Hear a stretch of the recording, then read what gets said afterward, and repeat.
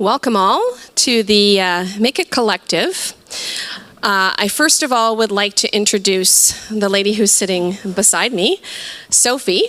Sophie's the brainchild of this collective that started last year, and they had a discussion up here, same place, with the ambassadors from last year. I'd also like to thank the National Piping Center for giving space for this event.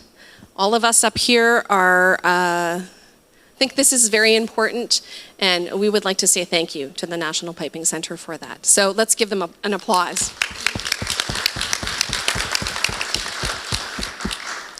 I also want to touch on last night, because last night was a historical moment. There were 14 grade 1 female pipers on stage at the Shots and Dykehead concert, playing a set. And that was a historical moment because that's never been done before. And McDonald and Margaret Houlihan were instrumental in getting that organized. So there's a real movement for women at the grade 1 level. And again, an applause for that, please.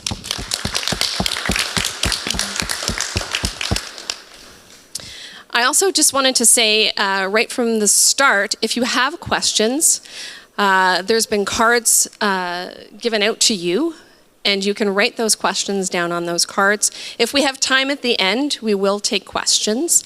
Not anticipating that we will have time, but you may have some really important questions to give to the collaborative, and please write them down and make sure that you leave them on the table over on the side so that we can address those questions. All right, today we are here to discuss ladies and their journey. So what I'd like to start off by doing is giving the microphone to the ladies. They can introduce themselves. Testing. Hello, my name's Marianne Kirby. I'm originally from New Zealand. I played with the Manawatu Scottish Grade 1 band for 13 years, I think it's been. I'm now playing for the WA Police, and I've played with them since 2014. And I'm a snare drummer. Hi. Sorry. I'm Anna Smart. I am from Fife, but I moved over to New Zealand when I was 10, so kind of an honorary Kiwi. I used to play with Simon Fraser University, maybe 8 years ago now. I had a very short time in grade 1, and now I sort of do solos and gigs and social media and stuff like that, but yeah. Hi, my name is. Sorry. Hi, my name is Brianna McDonald. I'm originally from Chicago, Illinois, but I'm currently based in Dundee, Scotland. I play for the Police Scotland Federation Pipe Band, and just for the Europeans in the world, I also play with Manawatu Scottish Pipe Band, and I'm a tenor drummer. And then, hello, my name is Shanna McDonald. Basically everything double that she said. I am also from Chicago, moved over here to Scotland to complete with the Federation, and then also currently play with Manawatu Scottish, and I am also a tenor drummer as well. G'day, I'm Amber Ives. I'm from just outside of Melbourne in Australia in a place called Ballarat. I'm a member of Hawthorn in grade 1 over there. I've played with Manawatu, I've played with Cully Baccy and Tawfikin and Bathgate. I'm a graduate from the Conservatoire, the degree in Scottish Music Piping, and the head of pipe band for Ballarat Grammar, and I brought my fan crew with me today. Hi, I'm Sophie. I'm from Melbourne, and I'm, I guess, with the City of Melbourne Highland Pipe Band in Melbourne, but over here at the minute I'm playing with Cullen. And yeah, this is my passion project that I brought to the NPC, and I actually also worked for Ballarat Grammar when Amber was on maternity leave, so I know the kids as well. Great, thank you ladies for introducing yourselves. I appreciate that. So the reason that we're here is we're here to talk about getting to grade 1. Grade 1, as you well know, is the epitome in terms of pipe bands, and it takes a lot of hard work to get there. The first question that I have for these ladies, and the way that we're going to work it, is I'm going to say a question, and one of the ladies is going to answer. So they're going to let me know which one wants to answer that. So the first question is, did you always plan to play in a grade 1 band? Who would like to take that on? Yes, absolutely. So when I first started, I was 10, and then I think around 13 years old I moved towns, and that was really instrumental for me because I ended up going to quite a few weekend band camps, and through that we had grade 1 local tutors. And then when I was about 15, 14, ended up going to the New Zealand summer school held down in Christchurch. And that was particularly, educational about what I could achieve. So as I think 13, I printed out a piece of paper, put it on the back of my door, and put 3 goals. And the first goal was I wanted to play in grade 1 at the World Champs by the time I was 18, and I managed to do that. So it was a 5-year goal. I knew it was going to happen, and I was just so lucky that I happened to be in the right place at the right time where I had the opportunity to have access to top tutors and people who wanted to support young ones getting to grade 1. Thanks very much. And I was remiss in telling you who I am. I'm Glenna Mackay-Johnstone. I'm the moderator for today, and I also played with the 7/8 Fraser Highlanders in Canada for 16 years, so also part of a grade 1 band for quite some time. The next question is, what is your favorite part about performing or competing? Who would like to take that one on?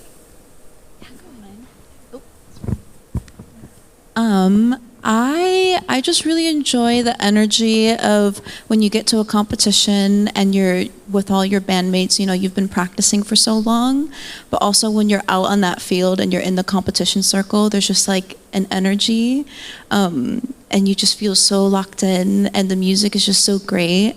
I think it's just all about that moment when you finally put in all the hard work. It sounds amazing, you feel great. And that's just honestly, like I always long for that feeling, and it's just always so rewarding in the end as well. I think there's nothing better than being out there, whether it's competing or performing. It's a feeling like nothing other. Next question. What advice would you give to someone who is thinking about getting into a grade 1 band? What advice? Hard work requires 0 talent, and I'm not looking at anybody in particular when I say this, but talent doesn't happen. People aren't born with talent. You have to work for it. And everybody has the ability to grow and be good, but it requires time, it requires patience, and it requires consistency. Yeah, absolutely. Next question. Has there been any significant barriers in your grade 1 career? This question was made for me, I think. I think especially being a woman, in my experience, not everybody's experience, has been a barrier in itself in some ways. I was very fortunate to learn from a family of women, so it never really crossed my mind until you started getting into the higher grades. And I was 16 when I joined a grade 1 pipe band. And I think being young is one of those things that we see so many more young people in grade 1 now, which is amazing. There hasn't been a time where there's so many young people. And I think even at the Shots concert last night, most of them were under 25, I'd say, which is amazing.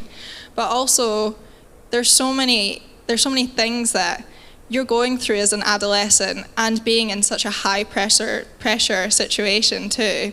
And I think for parents who have a child who's getting towards the grade 1 level and they go, this is such an amazing opportunity, you really have to think about whether or not that's the right thing for their age or their stage.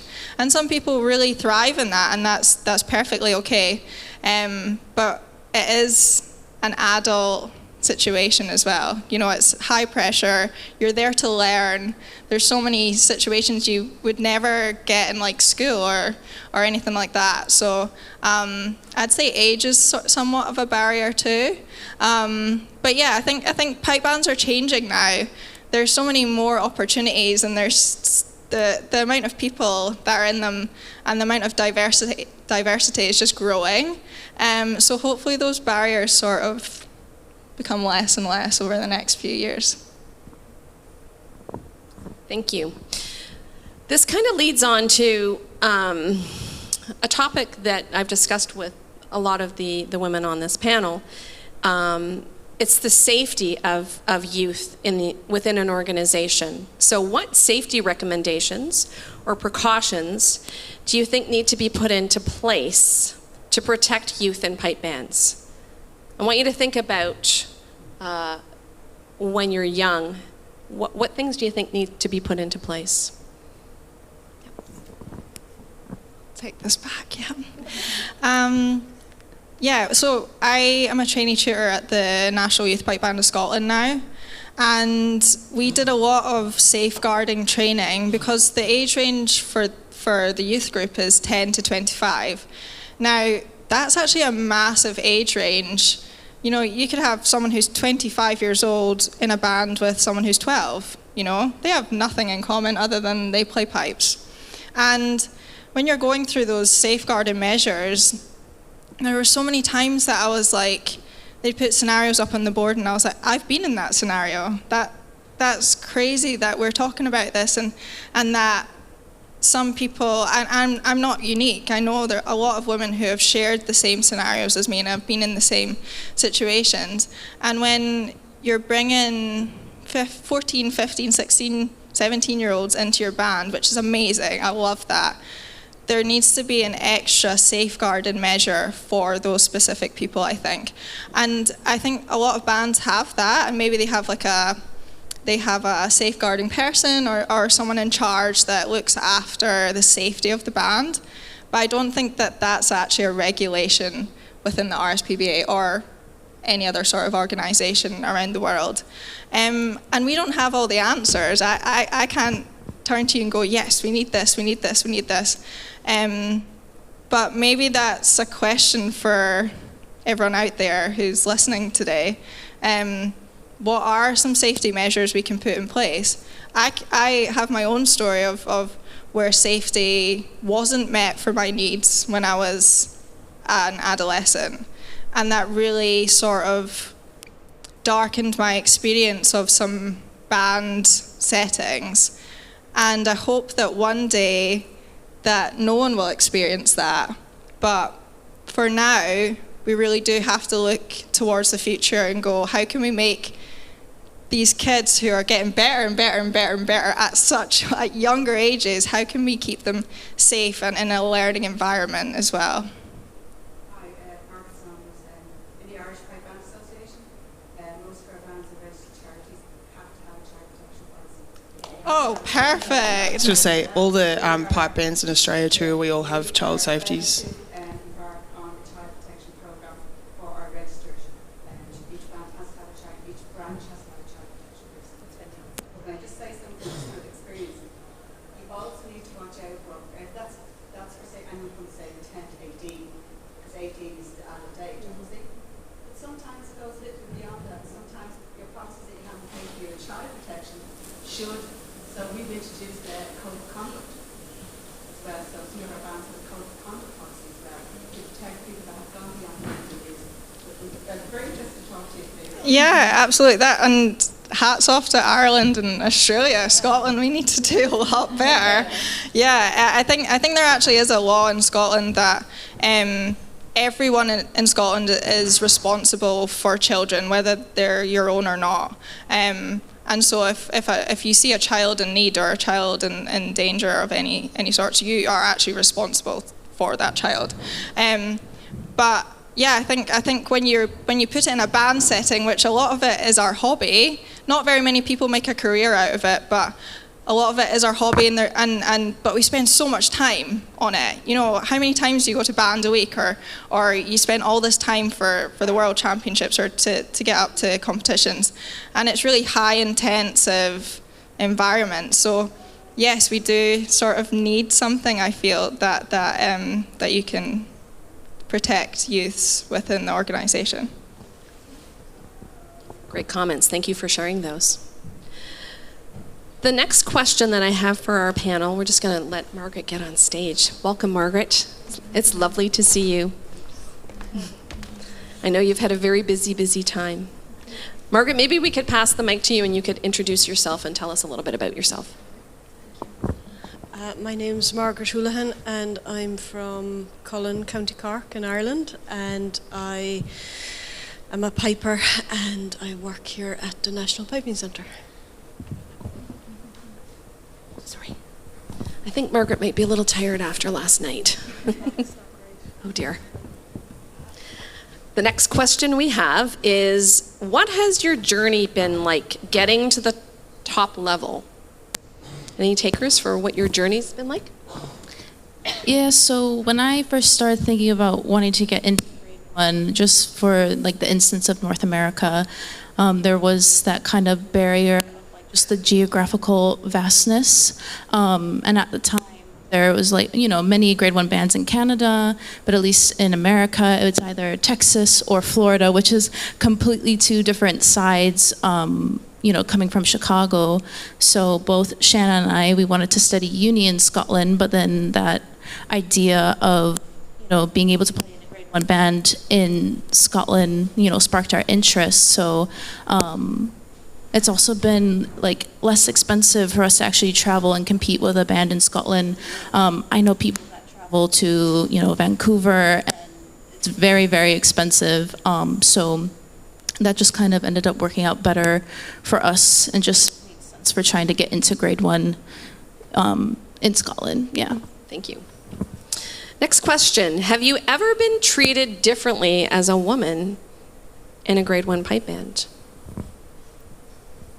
Any takers? Please can be brave enough to answer that. Take it? No. Anyone here? Anyone treated differently? Yeah. I haven't necessarily had a specific, say, dramatic instance like others have, but I think what generally happens is you're very much underestimated on what you can achieve, how well you can play, how quickly you can learn the music. And I feel like there's always a sense of, you might go on the boards, you might play really well, but perhaps there's but you know, the man did it better, or it's just, and it's never necessarily said out loud, but I think you do just feel this, I guess, a sense of imposter syndrome as well, that because there's the underlying theme of having more men in pipe bands and therefore they've achieved more, that as a woman you just go, oh, maybe I'm not quite as good. So I know I showed up one time to a piping job and the person who met me said, oh, I was really hoping for a man. And that was really sad for me. Next question. Have you ever suffered from imposter syndrome, leading right into what you alluded? Anybody? Did you want to talk?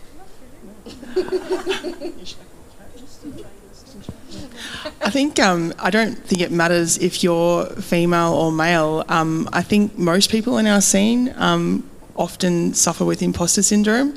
For me personally, I literally forget half the things that I do and I always doubt my ability. And then when people mention, oh, remember that time you did that? I'm like, oh yeah, past Amber was really smart. Like, that's not me right now though. Like, I can't remember how to do that, you know?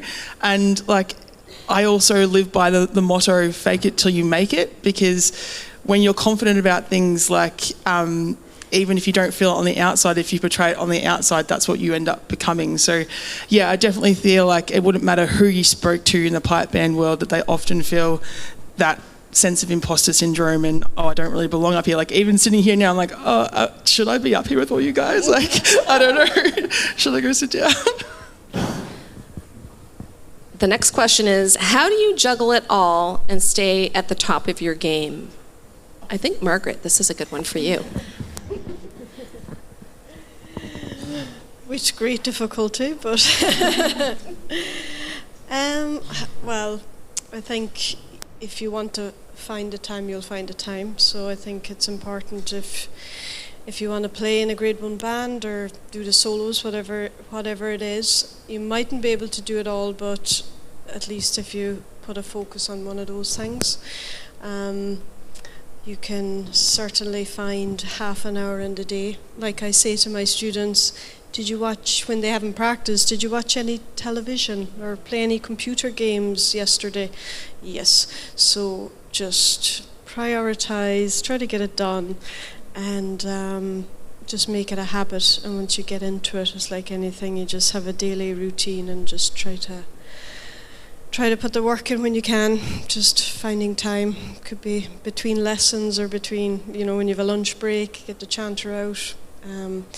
So I think that's the only way you can do it when you're busy or have family or jobs.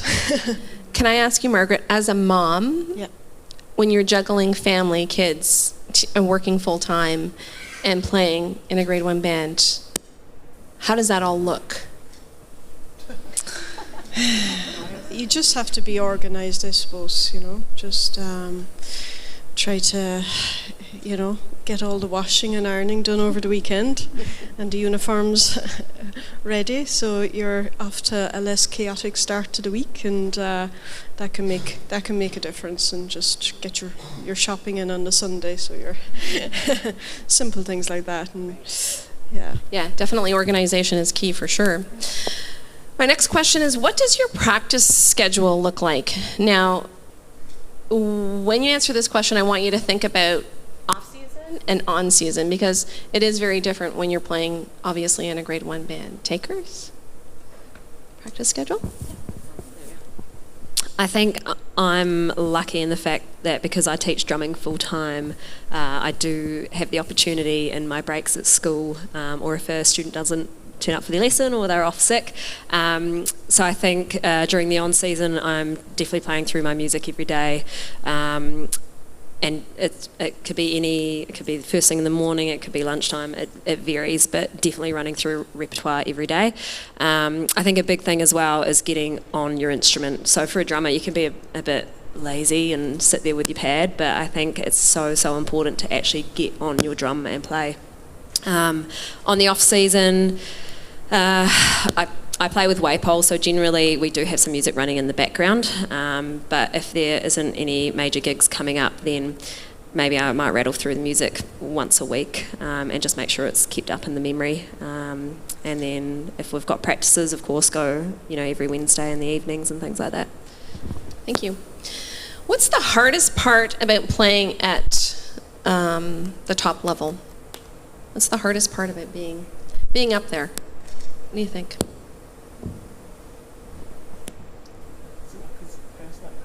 Yeah.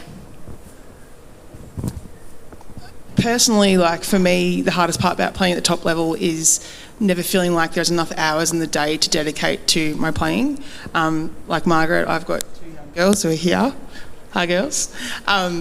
So it's really hard juggling the 2 of them, juggling the school band, and I hate turning up to practice. And like I've done my practice, and like on the practice thing just then, I'm very much of the mindset it's quality over quantity. So like I'm very selective on when I'm practicing what are the things that I want to work on today, and what needs to be done this week, and I'll plan out the week like that, because obviously that you've got to be practicing to be at that level, but then I always feel like I just need 5 more hours in the day to get all the things done that we need to get done. And so for me, that's probably the hardest part, is that like at the moment, at this stage in my life, I feel like I'm not able to give as much time as I would like to be able to be at the top of my game as opposed to just at the middle of my game. True. I'm going to throw this next question out to the whole panel, because I think your input, all of your input on this question is really important. What supports do you think need to be put in place just to help and support women to get to that top level? Creches. Start with me.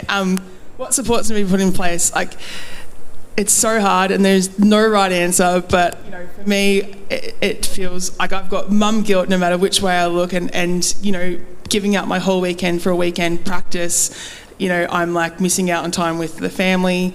But then I understand that, like, how do we get everyone else together? Like, so. It's that juggling the home and work-life balance, and which, you know, you obviously understand that during the season that it's going to be a lot more demanding of your time, and you've got to make those accommodations. But yeah, like I think too, if bands in particular were more welcoming for families, like I feel like at the moment, especially again, the place that I am in my life, that, you know, I want my girls to be able to experience, you know, the band and get to know, you know, the people in my life. So if, you know, bands could be more accommodating for those things, that would be amazing for me. Yeah, I would say about the same as well. I think one thing that really helps me is just the support of my family as well, which was something that was very hard when I moved here. It was, pipe bands was all about always doing it with my family. So those first couple of big championships, when I would look out into the crowd and my parents weren't there, I'm like, oh, this kind of hurts a bit. But also just relying on those people who are in this very tight-knit and close community, and just, you know, relying off of each other. I mean, I'm very blessed that I also get to do pipe bands with my sister.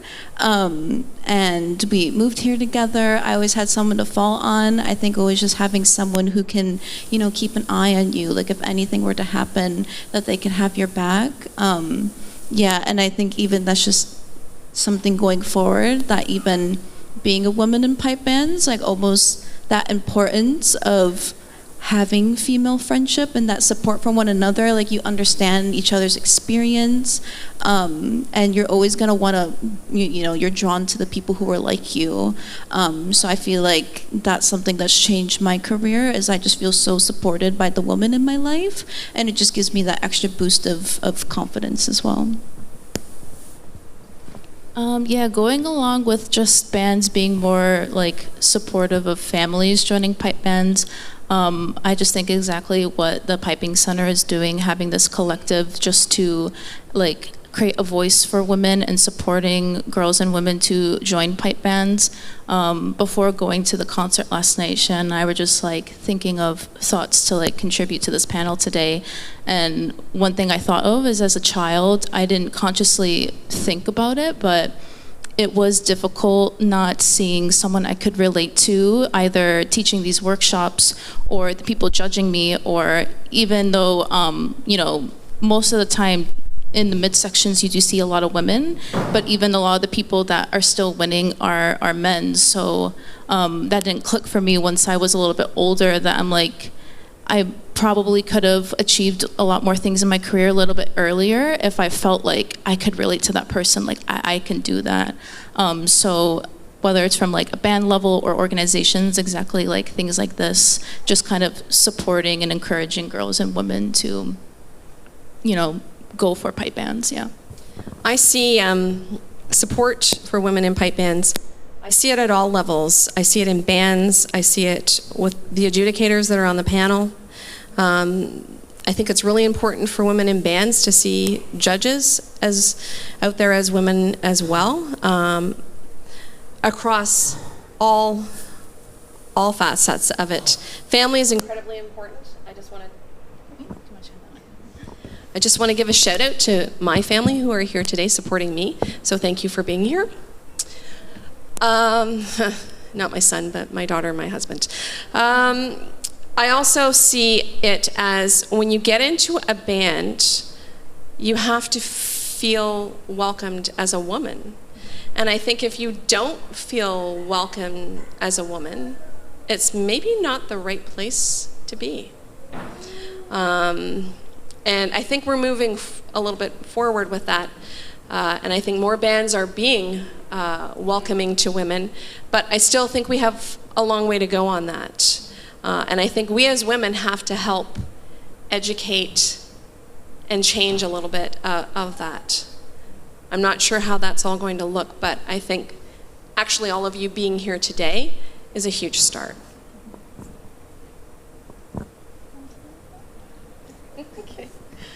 Yeah, I completely agree with what everyone has said here, and especially what you're saying, Glenna. Like, I've taken inspiration from so many people of such a high level within piping, and most of them have been men, actually.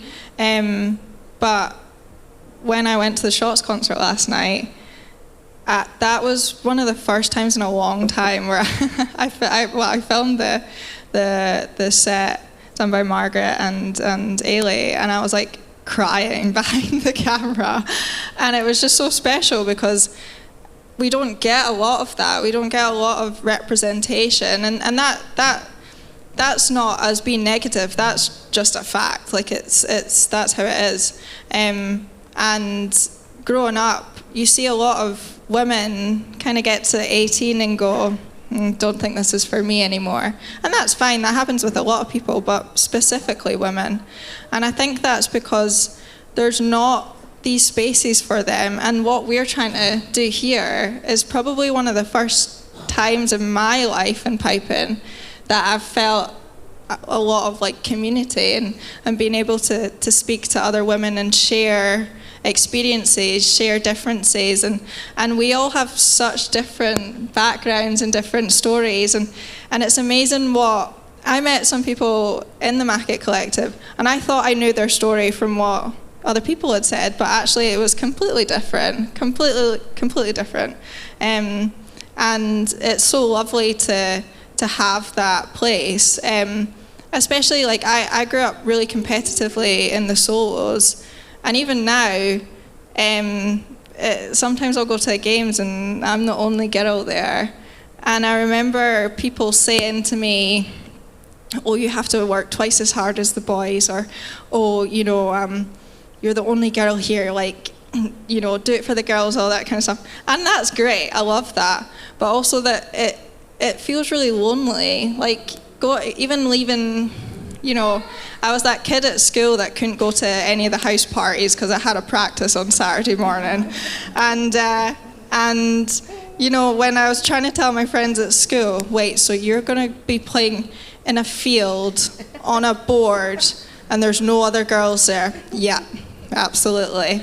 And I think, that's fine and it's all good, but actually... it does resonate with you that actually, yeah, I am the only person that's doing this. And why do I do it? I do it because I love the pipes, but it would be so lovely to have a bit more of a female community within that. I think one of the things that will have the biggest impact on the community within Grade 1 bands and just women in general is organisations and school programs need to invest in the program so that young girls do have the opportunity to actually progress and attend events and do summer schools and camps and things like I did. I think, so for myself personally, because I'm at an all-girls school pipe band, I look at the program and I've got 50 drummers myself, and I think, imagine turning up and having a band full of girls in Scotland and how amazing that would be.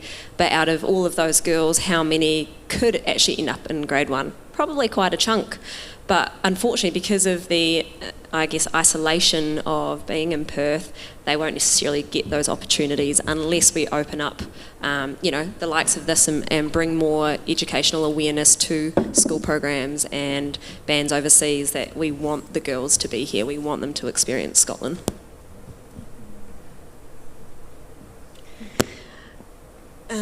What was the question again?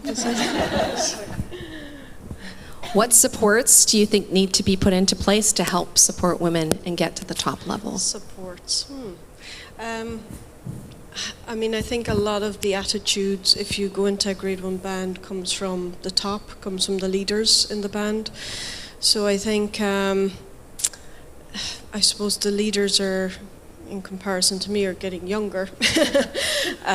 So I think there's definitely, I'm probably the oldest in the band and the oldest piper, and I just notice a difference with the younger guys now, because it is mainly made up of guys minus me and Ailey. And I do find that they are supportive, and they don't sort of think you're weaker because you're a female. So I think there's definitely kind of positive trends happening going forward, and hopefully that will get better. But I think one thing is just it's important that the leaders realise that they have a responsibility as well, just to make sure that their attitude is right and encouraging and opening as well to welcome females into their band.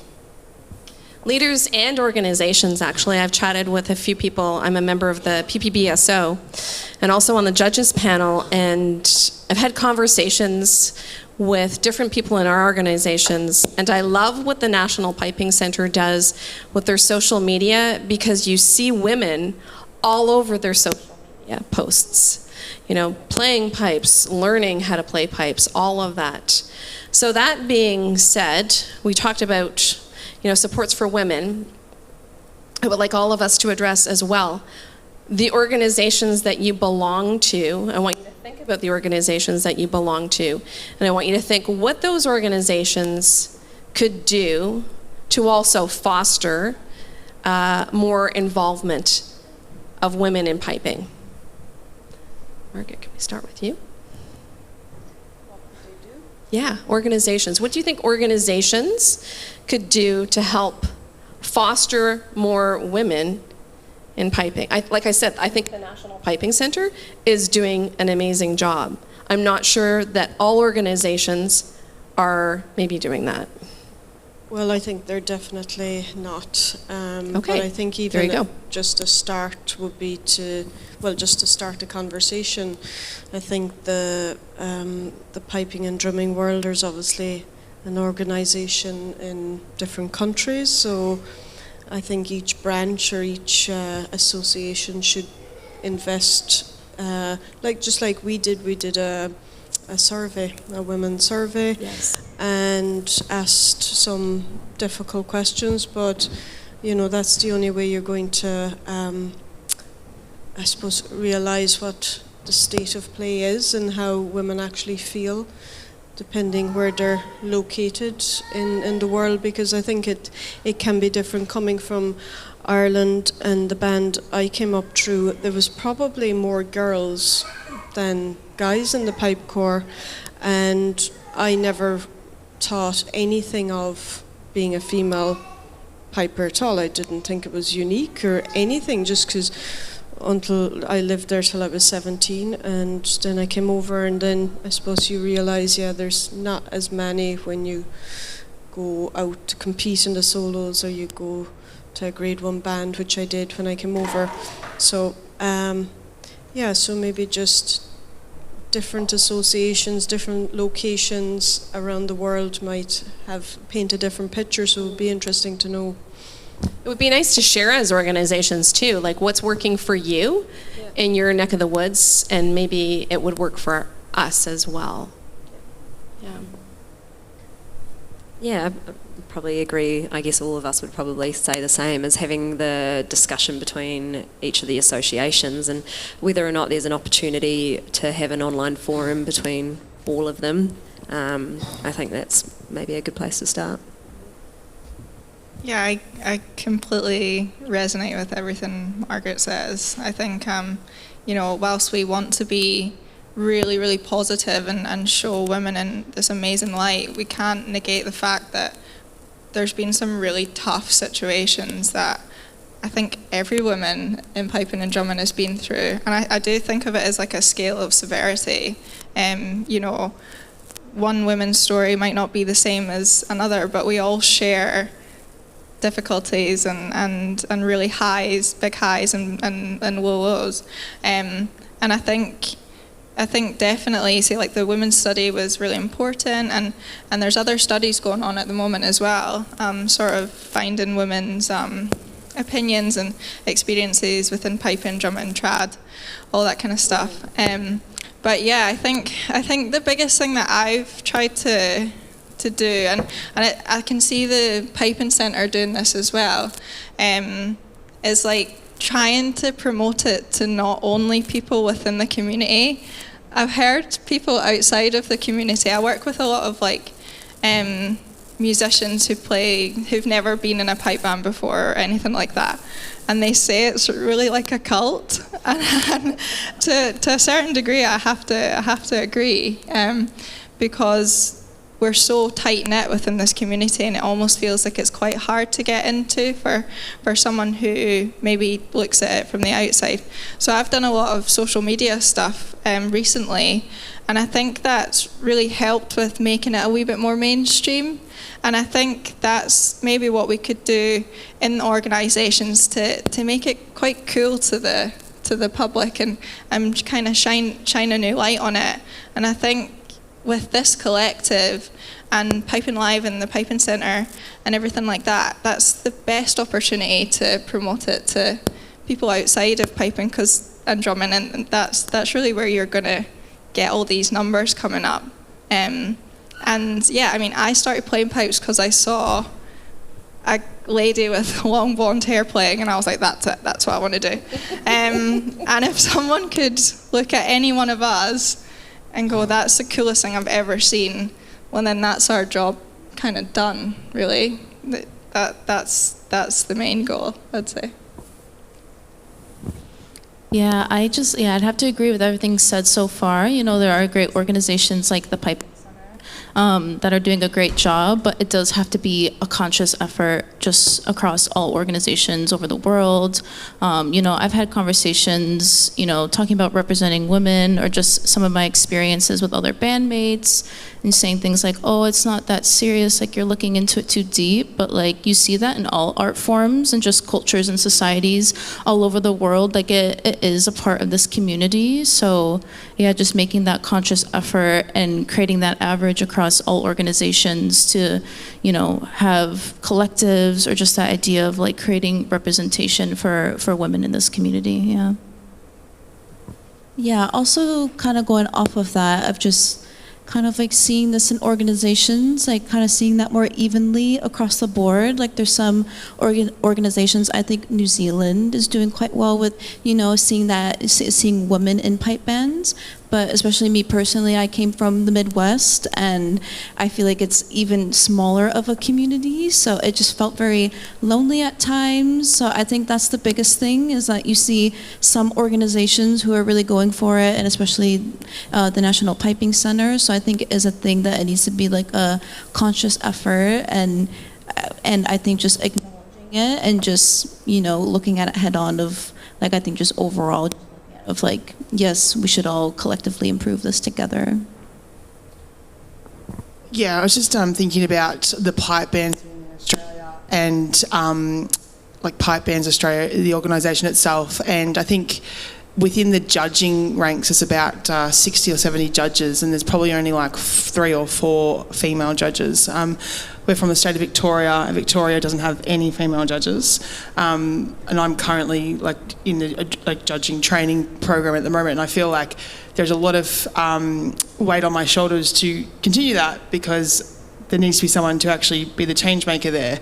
And then I think about how lucky I am at Hawthorn, because like Margaret was saying, we've got this next generation of men coming through.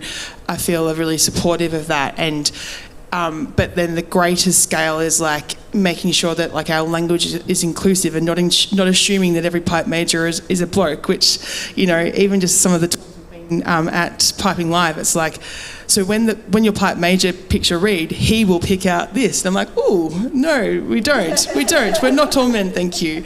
And I think of the place of privilege that I come from, because I know that like we've got 22 across from Ballarat at the moment, and we know that our numbers are equal between girls and boys, and so our girls are not ever going to know that like it is such a limited space for them over here, and that, you know, it's just the norm for you to have a real strong chick piper in charge. You know, we're everywhere, you know, and we're taking over the world, but there definitely needs to be like more of that visually. And I think about that Australia is probably lacking behind that and creating that space for that, because I know for me, the next person for me to look up to in Australia, I think, is about which I'm a little bit off, thank you.